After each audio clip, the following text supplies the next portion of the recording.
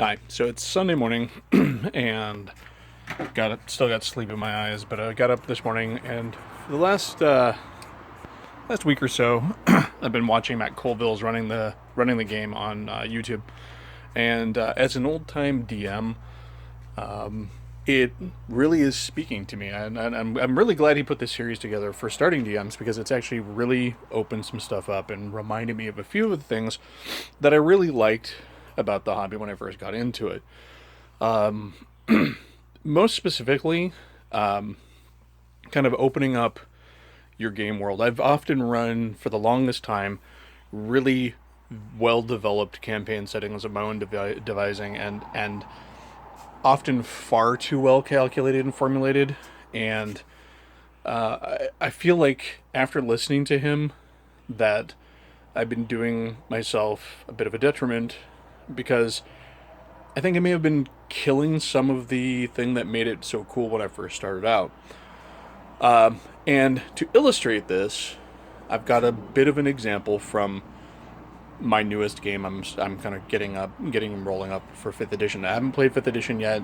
Decided I'd kick it off with a new campaign setting, and in the spirit of kind of trying to get back to those roots, I went ahead and I drew out a couple of maps just to give a general idea, but I didn't have a lot decided. I developed a few key points for the basic history of the realm, and and then put it out to my players. And I'm just now starting to get them to trickle in and tell me what kind of characters that they're developing for the setting.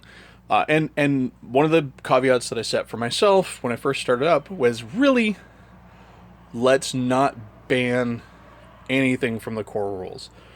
Now, this for me is really a tricky thing because in the past I've really tended to run games that marginalized or did away with completely some of the classes and races that I didn't like, that didn't speak to me. And I think as a DM, when you're creating heavily thematic worlds, that works, but it also kills some of the magic. So, for example, I've never been a fan of halflings or gnomes, and so I've always worked this out of my campaigns. When 4th edition came around and introduced tieflings and dragonborn, kind of rolled my eyes and kind of groaned because to me they seemed like very high fantasy, almost panderingly cool races. I mean, I remember when tieflings came out during Planescape and all that, and so they weren't new to me. But to make them a regular part of the world just seemed really odd.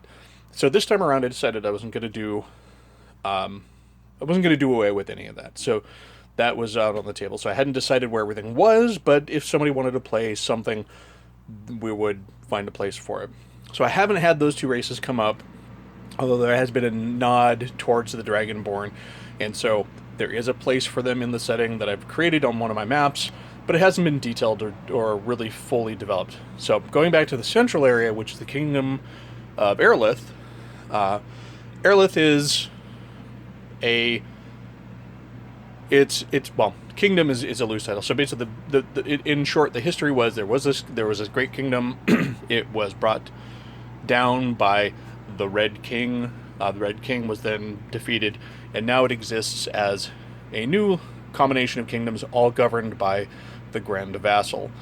And the Grand Vassal he is the original page boy of the Red King who managed to find a way to defeat him, and he now lives as the Grand Vassal. He sees himself as the ultimate servant to the land and the kingdoms of Aerolith. So that is where I am starting. So we're still living within extended memory of the Red King, a couple of generations since. So it's the land has healed itself, and he's still kind of a vague boogeyman memory. So, anyways, that's where we started. So going from there, my first player to really come up with a solid character concept came to me and said, I would like to play a duelist. Okay, cool, a fighter. A duelist, pretty easy to fit into a fighter. And he's like, and I decided that for my character, he has suspicions that the Red King came out of his order of duelists. His sort of not secret society, but a society of duelists who are swordsmen and experts at blade play and all of that. So cool. So he's playing off my universe. He's playing like he's getting off the vibe. Just that little touch of the Red King. The Red King is not really intended to be central to the campaign. He's just there more as motivator for setting. Kind of a settings point. So as we start talking, he's like, he's developing his character, and we're kind of forming this group of duelists, which was nothing that I had set up for the campaign, but now.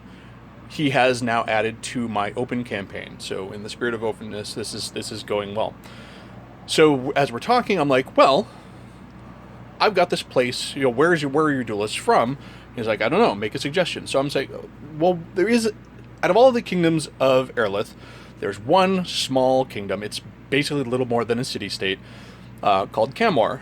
It's up in the northwest corner of Aerolith, and it just so happens to be nearest the seat of power of the former Red King. So now this ties into his character's theory that the Red King rose from the Order of Swordsmen.